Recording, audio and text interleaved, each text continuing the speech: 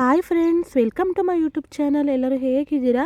I hope ಎಲ್ಲರೂ ಕೂಡ ಚೆನ್ನಾಗಿದ್ದೀರಾ ಅಂತ ಭಾವಿಸ್ತಾ, ಹಾಗೆ ನೀವು ಇನ್ನೂ ಕೂಡ ನನ್ನ ಚಾನಲನ್ನು ಸಬ್ಸ್ಕ್ರೈಬ್ ಮಾಡ್ಕೊಳ್ಳದೆ ವಿಡಿಯೋಗಳನ್ನ ನೋಡ್ತಾ ಇದ್ದೀರಾ. ದಯವಿಟ್ಟು ವಿಡಿಯೋಗಳನ್ನ ಸಬ್ಸ್ಕ್ರೈಬ್ ಮಾಡ್ಕೊಂಡು ನೋಡಿ, ಹಾಗೆ ಪಕ್ಕದಲ್ಲಿ ಕಾಣ್ತಾ ಇರೋಂಥ ಬೆಲ್ ಐಕನನ್ನು ಕ್ಲಿಕ್ ಮಾಡಿ ಅಂತ ಹೇಳ್ತಾ ವಿಡಿಯೋನ ಸ್ಟಾರ್ಟ್ ಮಾಡ್ತಾ ಇದ್ದೀನಿ.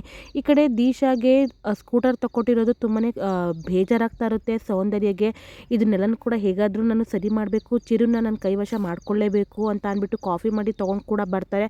ಕಾಫಿಗೆ ಬೇರೆ ಏನೋ ಮಿಕ್ಸ್ ಕೂಡ ಮಾಡಿರ್ತಾರೆ ಚಿರುಗೆ, ಬಟ್ ಚಿರು ಅವರು ಕುಡಿಯೋದೇ ಇಲ್ಲ ಅದಕ್ಕೆ ನಾನು ದಿಶಾ ಅವ್ರು ಮಾಡಿರೋ ಕಾಫಿ ಕುಡಿಲೇಬೇಕು. ಇತ್ತೀಚೆಗೆ ನನಗೆ ದೀಪ ಒಂದು ಮಾಡಿರೋವಂಥ ಅಡುಗೆನೇ ನೆನಪಾಗ್ತಿದೆ. ಅದೇ ರೀತಿ ದಿಶಾ ಅವ್ರು ಕೂಡ ಮಾಡ್ತಾ ಇದ್ದಾರೆ.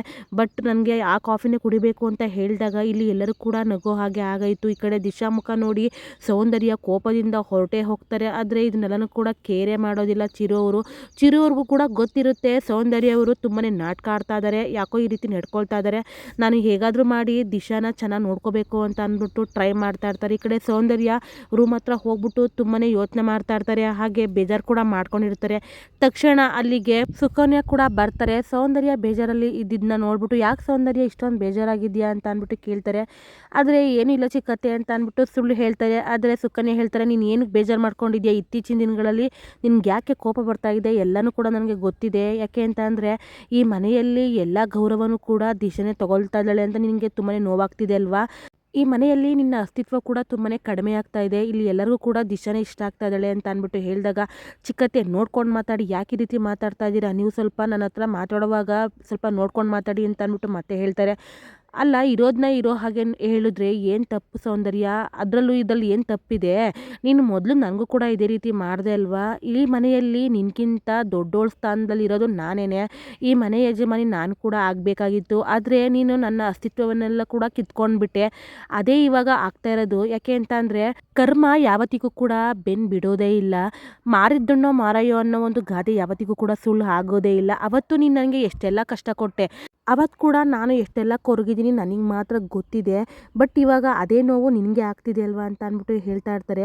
ಅದೇ ಮತ್ತೆ ಹೇಳ್ತಾರೆ ಸೌಂದರ್ಯ, ನೋಡಿ ಚಿಕ್ಕತ್ತೆ, ನೀವು ಅಂದ್ಕೊಂಡಿರೋ ಹಾಗೆ ಏನೂ ಇಲ್ಲ. ಚಿರುಗೆ ಯಾವತ್ತಿಗೂ ಕೂಡ ನಾನೇ ಮುಖ್ಯ, ಫಸ್ಟ್ ಪ್ರಿಫರೆನ್ಸು ನನಗೆ ಕೊಡೋದು ಅಂತ ಅಂದ್ಬಿಟ್ಟು ಹೇಳಿದಾಗ, ಅದೆಲ್ಲ ನಿನ್ನ ಭ್ರಮೆ ಸೌಂದರ್ಯ. ಯಾಕೆ ಅಂತ ಅಂದರೆ ನೀನು ಒಂದು ವಾರದಿಂದನೂ ಕೂಡ ಅಬ್ಸರ್ವ್ ಮಾಡ್ತಿದ್ದೀಯಾ ಅಲ್ವಾ? ಅವತ್ತು ಆಫೀಸ್ನಲ್ಲಿ ನೀನು ಹೊಡೆಯೋದಕ್ಕೆ ಅಂತ ಹೋದಾಗ ಅವತ್ತು ಏನಾಯಿತು, ನಿನ್ನ ಕೈನೇ ಹಿಡ್ಕೊಂಡು ತಡಿಲಿಲ್ವಾ ಚಿರು?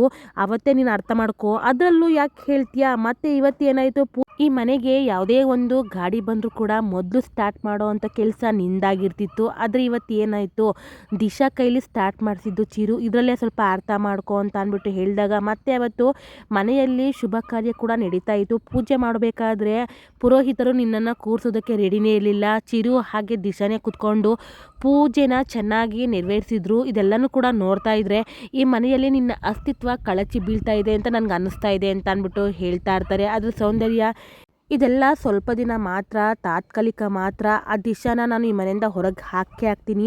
ಚಿರು ಮನಸ್ಸಲ್ಲಿ ನಾನೇ ಇರೋದು. ಅವನ ಅತ್ತಿಗೆ ಪಟ್ಟ ಯಾವತ್ತಿಗೂ ಕೂಡ ನನ್ನನ್ನು ಬಿಟ್ಕೊಡೋದಿಲ್ಲ. ನಾನು ಅವನ ಮನಸ್ಸಿನಲ್ಲಿ ತಾಯಿ ಸ್ಥಾನ ತುಂಬಿದ್ದೀನಿ ಅಂತ ಅಂದ್ಬಿಟ್ಟು ಹೇಳ್ತಾ ಇರ್ತಾರೆ. ಆದರೆ ಈ ಕಡೆ ಸುಕನ್ಯಾ ಹೇಳ್ತಾರೆ, ನೋಡು ಸೌಂದರ್ಯ, ನೀನು ಏನೇ ಹೇಳು, ನನಗೆ ಗೊತ್ತಿದೆ ನೀನು ಚಿರುಗೆ ಯಾವುದೇ ರೀತಿಯಲ್ಲೂ ಕೂಡ ತಾಯಿ ಆಗೋದಿಲ್ಲ. ಈ ಮನೆಗಾಗಿ ನೀನು ಏನೆಲ್ಲ ಮಾಡಿದ್ಯಾ, ಎಷ್ಟೆಲ್ಲ ಗೌರವ ಕೊಡ್ತಿದ್ಯಾ, ನಾನು ಕೂಡ ಕಣ್ಣಾರೆ ನೋಡಿರೋ ಅಂತವಳೆ. ಬಟ್ ಇವಾಗ ಸೌಂದರ್ಯ ಯುಗ ಅಲ್ವೇ ಅಲ್ಲ, ದಿಶಾ ಯುಗ, ದಿಶಾ ಪ್ರಪಂಚ. ಈ ಮನೆಗೆ ರಾಜ್ಯಭಾರ ಆಡೋರೆ ದಿಶಾ ಅನ್ನೋದು ತಪ್ಪಾಗೋದಿಲ್ಲ ಅಂತ ಅಂದ್ಬಿಟ್ಟು ಹೇಳೇ ಬಿಡ್ತಾರೆ. ಈ ಕಡೆ ಸುಕನ್ಯಾಗೆ ಬೈದು ಕಳಿಸೇ ಬಿಡ್ತಾರೆ. ನೋಡಿ, ಈ ರೀತಿ ಮಾತಾಡೋದಾದರೆ ನೀವು ನನ್ನ ಹತ್ರ ಮಾತಾಡಲೇಬೇಡಿ. ಯಾವತ್ತಿಗೂ ಕೂಡ ಈ ಮನೆಗೆ ಮಹಾರಾಣಿ ನಾನೇನೇ ಈ ಮಹಾರಾಣಿ ಅಂತ ಮತ್ತೆ ಹೇಳೇ ಬಿಡ್ತಾರೆ. ಆದರೆ ಸುಕನ್ಯಾ ಇದು ಹಾಗೆ ಹೇಳಿದ್ರೆ ಯಾವುದೇ ಕಾರಣಕ್ಕೂ ಕೂಡ ನೀನು ಒಪ್ಪೋದಿಲ್ಲ ಅಲ್ವಾ? ಸತ್ಯ ಸ್ವಲ್ಪ ದಿನ ನಿನಗೆ ಕಹಿಯಾಗಿರುತ್ತೆ ಅಷ್ಟೇ. ಮುಂದಿನ ದಿನಗಳಲ್ಲಿ ನೋಡು, ನೀನು ಕೂಡ ಅಬ್ಸರ್ವ್ ಮಾಡು, ಚಿರು ಮನಸ್ಸಲ್ಲಿ ಯಾರಿದ್ದಾರೆ, ಹಾಗೆ ಚಿರು ಯಾರಿಗೆ ಬೆಲೆ ಕೊಡ್ತಾರೆ ಅನ್ನೋದು ನಿನಗೆ ಗೊತ್ತಾಗುತ್ತೆ ಅಂತ ಅಂದ್ಬಿಟ್ಟು ಹೇಳಿ ಹೊರಟೆ ಹೋಗ್ತಾರೆ. ಆದರೆ ಸೌಂದರ್ಯ ಇದನ್ನೆಲ್ಲನೂ ಕೂಡ ರೀಕಾಲ್ ಮಾಡ್ಕೊತಾನೆ ಇರ್ತಾರೆ. ಹಾಗೆ ಅವತ್ತಿನ ದಿನದಲ್ಲಿ ಚಿರು ಅವರು ಬಂದು ತಡೆದಿದ್ದು, ದೀಪಾಗೆ ಹೊಡೆದ ರೀತಿ ಮಾಡಿದ್ದು, ಅದೇ ರೀತಿ ಮತ್ತೆ ಅವರು ಗಾಡಿನ ಕೂಡ ಸ್ಟಾರ್ಟ್ ಮಾಡಿಸಿದ್ದು, ಇದೆಲ್ಲನೂ ಕೂಡ ನೋಡ್ತಾ ಇದ್ದರೆ ಸುಕನ್ಯಾ ಅತ್ತೆ ಹೇಳೋದ್ರಲ್ಲಿ ಏನು ತಪ್ಪಿದೆ? ಬಟ್ ನಾನು ಒಪ್ಕೊಳ್ಳೋದಕ್ಕೆ ರೆಡಿ ಇಲ್ಲ ಅಷ್ಟೇ.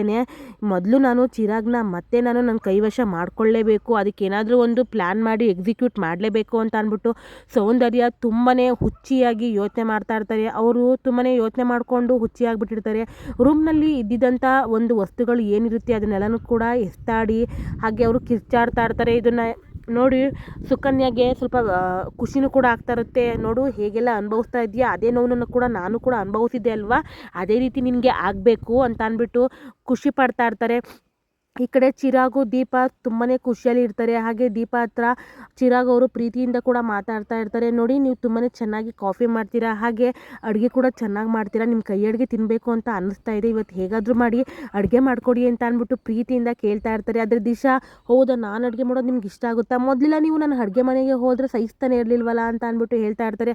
ಅದು ಆವಾಗ ಕಣ್ರಿ ದಿಶಾ ಅವರೇ, ಇವಾಗ ನಾನು ಪೂರ್ತಿಯಾಗಿ ನಿಮ್ಮನ್ನು ನನ್ನ ಹೆಂಡತಿಯಾಗಿ ಒಪ್ಕೊಂಡಿದ್ದೀನಿ ಅಂತ ಹೇಳಿದ್ದೀನಲ್ವಾ, ಎಷ್ಟು ಸಾರಿ ಕೇಳಿದ ಪ್ರಶ್ನೆಯನ್ನೇ ಕೇಳ್ತಾ ಇದ್ದೀರಾ ನೀವು ಅಂತ ಅಂದ್ಬಿಟ್ಟು ಕೇಳ್ತಾ ಇರ್ತಾರೆ. ಅದ್ರ ದಿಶಾ, ನೋಡಿ ಹಸ್ಬೆಂಡು, ನನಗೆ ನೀವು ನನ್ನನ್ನು ಒಪ್ಕೊಳ್ತಾ ಇದ್ದೀರಾ ಅನ್ನೋ ಒಂದು ಖುಷಿ ಕೂಡ ಒಂದು ಕಡೆ ಇದೆ, ಒಂದು ಕಡೆ ದೀಪನ ಮರಿತಾ ಇದ್ದೀರೋ ಅನ್ನೋ ಒಂದು ನೋವು ಕೂಡ ಇದೆ. ನನಗೆ ಹೇಗೆಲ್ಲ ಖುಷಿ ಪಡಲಿ ಅನ್ನೋದೇ ನಂಗೆ ಅರ್ಥನೇ ಆಗ್ತಾ ಇಲ್ಲ, ನನಗೆ ತುಂಬಾ ಕನ್ಫ್ಯೂಷನ್ ಮಾಡ್ತಾ ಇದ್ದೀರಾ ನೀವು ಅಂತ ಅಂದ್ಬಿಟ್ಟು ಹೇಳ್ತಾ ಇರ್ತಾರೆ ದಿಶಾ ಅವರು.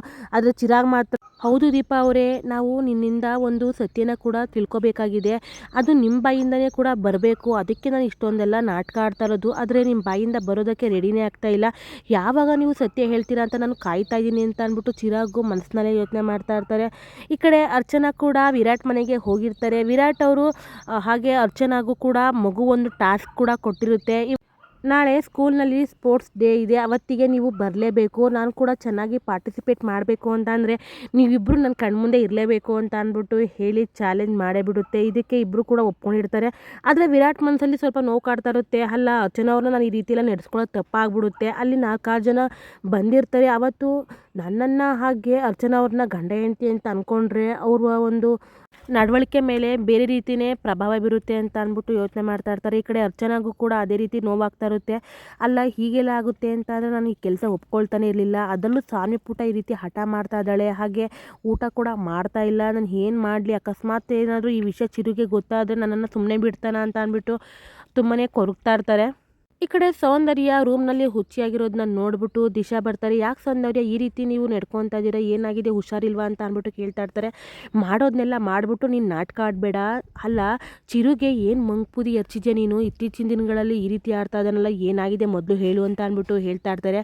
ಅದು ದಿಶಾ ಹೇಳ್ತಾರೆ, ನಾನು ಏನು ಮಾಡಿಲ್ಲ, ನೀವು ಕೂಡ ನೋಡ್ತಾ ಇದ್ದೀರಾ ಅಲ್ವಾ, ಇತ್ತೀಚಿನ ದಿನಗಳಲ್ಲಿ ಚಿರೋರು ನನ್ನನ್ನು ಒಪ್ಕೊಂಡಿದ್ದಾರೆ ಅಷ್ಟೇ, ಅದರಲ್ಲೂ ಕೂಡ ನಾನೇ ನಿಮ್ಮ ಹಾಗೆ ಫೇಕಾಗಿ ನಾಟಕ ಕೂಡ ಆಡ್ತಾ ಇಲ್ಲ, ಅವರನ್ನು ನಾನು ತುಂಬಾ ಲಾಯಲಾಗಿ ಒಪ್ಕೊಂಡಿದ್ದೀನಿ ಅಂತ ಅಂದ್ಬಿಟ್ಟು ಹೇಳ್ತಾ ಇರ್ತಾರೆ. ಅದೇ ಸೌಂದರ್ಯ ಹೇಳ್ತಾರೆ, ನೋಡು ನಿನ್ನ ನಾಟಕ ಎಲ್ಲನೂ ಕೂಡ ನಾನು ಬಯಲು ಮಾಡ್ತೀನಿ, ನೀನು ಸ್ವಲ್ಪ ಬಾಯಿ ಮುಚ್ಕೊಂಡು ನಿನ್ನ ಕೆಲಸ ಏನು ಅದನ್ನು ನೋಡ್ಕೊ ಅಂತ ಅಂದ್ಬಿಟ್ಟು ಸೌಂದರ್ಯ ಹೇಳಿದಾಗ ಈ ಕಡೆ ದಿಶಾ, ನಾನು ಕೂಡ ಅದೇ ರೀತಿ ನಿಮಗೆ ಹೇಳಬೇಕು ಅಂತಲೇ ಇರೋದು, ಅಲ್ಲ ನೀವು ಎಷ್ಟೆಲ್ಲ ನಾಟಕ ಆಡ್ತಾ ಇದ್ದೀರಾ, ಚಿರಾಗ್ ಅವ್ರನ್ನ ಮಗ ಅಂತ ಕೂಡ ಅಂದ್ಕೊಂಡಿದ್ದೀರಾ, ಅದೆಲ್ಲನೂ ಕೂಡ ಸುಳ್ಳು ಅಂತ ನನಗೆ ಗೊತ್ತಿದೆ, ಆದರೆ ಇವಾಗ ಸ್ವಲ್ಪ ದಿನ ನನ್ನನ್ನು ಚಿರಾಗ್ ಅವರು ಇಷ್ಟಪಡೋದನ್ನ ನೋಡ್ತಾ ಇದ್ರೆ ನಿಮಗೆ ಸಹಿಸೋದಕ್ಕೆ ಆಗ್ತಾ ಇಲ್ಲ, ಅದಕ್ಕೆ ಈ ರೀತಿ ನಡ್ಕೊಳ್ತಾ ಇದ್ದೀರಾ ಅಂತ ಅಂದ್ಬಿಟ್ಟು ಇಬ್ಬರು ಕೂಡ ಮಾತಾಡ್ತಾ ಇರ್ತಾರೆ. ಇಲ್ಲಿಗೆ ಸಂಚಿಕೆ ಕೂಡ ಮುಕ್ತಾಯವಾಗುತ್ತೆ. ವಿಡಿಯೋ ಏನಾದರೂ ಇಷ್ಟ ಆಗಿದರೆ ಒಂದು ಲೈಕ್ ಮಾಡಿ ಅಂತ ಹೇಳ್ತಾ, ಥ್ಯಾಂಕ್ ಯು ಫಾರ್ ವಾಚಿಂಗ್.